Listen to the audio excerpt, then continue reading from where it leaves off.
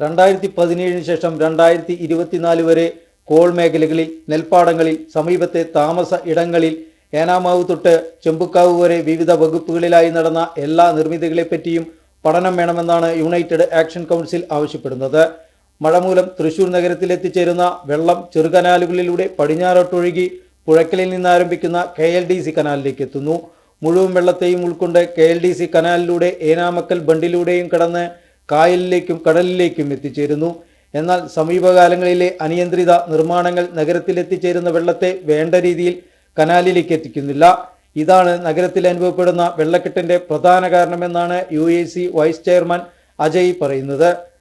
ഇതിൻ്റെ അടിസ്ഥാനപരമായ റീസൺ എന്ന് പറയുന്നത് ഈ വെള്ളം കിഴക്കേ ഭാഗത്ത് നിന്ന് പുഴയ്ക്കൽ റോഡ് മറിഞ്ഞ് ഇങ്ങോട്ട് വരാനുള്ള സോഴ്സ് വളരെ കുറവാണ്. ആകെ 3 എക്സിറ്റുകളുള്ള അതിൽ ചെറിയ ചെറിയ എക്സിറ്റുകൾ മാത്രമേ ഉള്ളൂ. വലിയ എക്സിറ്റ് പോയിൻറ്റ്സ് ഇല്ലാണ്ട് ഇനി വെള്ളം കടന്നു പോവില്ല. പിന്നെ 2016-17 കാലഘട്ടത്തിൽ ഏനാമാവ് വരെയുള്ള ബണ്ട്, അതായത് ശോഭ സിറ്റിയുടെ അവിടെ നിന്ന് തുടങ്ങിയ ഏനാമാവ് വരെയുള്ള ബണ്ട് 2 സൈഡും 3-3.5 അടിയോളം ഉയർത്തിയിട്ടുണ്ട്. ഇത് എന്ത് പഠനത്തിൻ്റെ അടിസ്ഥാനത്തിലാണ് ഇത് ഉയർത്തിയിട്ടുള്ളത് എന്നുള്ളത് ശാസ്ത്രീയമായിട്ട് അറിയണം, ശാസ്ത്രീയമായിട്ട് പഠിക്കണം. ഈ ബണ്ട് മറിഞ്ഞ് വെള്ളം പൊന്നാനി വരെയുള്ള കോൾ മേഖല, അതായത് 18,000 ഹെക്ടർ കോൾ മേഖലയിലേക്ക് മറിഞ്ഞിരുന്നത് ഇപ്പോൾ 6 അടി ഹൈറ്റിന് മേലെ ഹൈറ്റ് എത്തിയാൽ ഇത് മറിഞ്ഞു പോവുള്ളൂ. മറ്റേതൊരു 4 അടി എത്തുമ്പോൾ ഇത് മറിഞ്ഞു പോയിരുന്നു. ഇതിലൊരു സ്ലൂയിസ്, മേജറായിട്ടുള്ളൊരു സ്ലൂയിസ് പണിയോ ഇത്തരം കാര്യങ്ങളൊന്നും ചെയ്യാണ്ട് എന്ത് അടിസ്ഥാനത്തിലാണ് ഈ ബണ്ട് ഇത്രയും ഹൈറ്റ് കൂട്ടിയതെന്നുള്ളതാണ് ഇവിടുത്തെ ചോദ്യം. വേണ്ടത്ര മഴക്കാല മുന്നൊരുക്കമില്ലാത്തതും വെള്ളക്കെട്ടിന്റെ വ്യാപ്തി കൂട്ടുന്നു.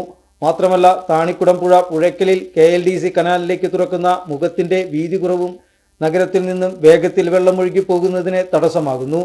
ആദ്യഘട്ടത്തിൽ ഈ വിഷയങ്ങളാണ് പരിഹരിക്കേണ്ടത് എന്നാണ് യുണൈറ്റഡ് ആക്ഷൻ കൗൺസിൽ ആവശ്യപ്പെടുന്നത്.